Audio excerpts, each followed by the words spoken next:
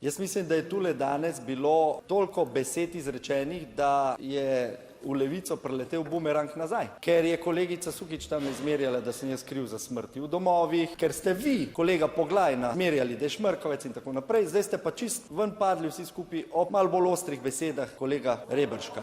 On ni rekel, da je kriv, on je govoril o politični odgovornosti. Zdaj pa še jaz sprašujem... Oprostite, kolega Cigler Kralj, oprostite, jaz nisem nikomu rekla, da je smrkal, najmanj kolegu Poglajnu danes, se pa jaz ne spomnim kaj takega.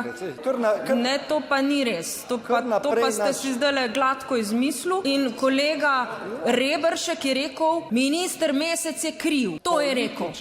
Politično. Nič politično, ne bomo zdaj tole, nič ne bomo zdaj v tem, da bo on odgovarjal, če bo odgovarjal kdorkoli, se bo pač tega lotil. To je grožnja poslancu, ki ga moram zaščititi, no. Pa saj vi ga lahko ščitite, samo vi vsi vemo, kaj je rekel in meni pa tudi ne polagati beseda v usta, da sem jaz danes neki gospodu Poglajnu govorila.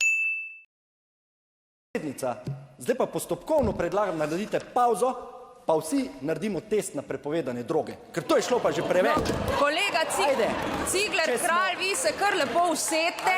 Če ste dovolj pogumni, naredimo to. Moj postopkovni predlog. Pa dejte, no mir, pa se smešiti tlele še vi. Če kdo želi na test, če ga ima, lahko kar gre.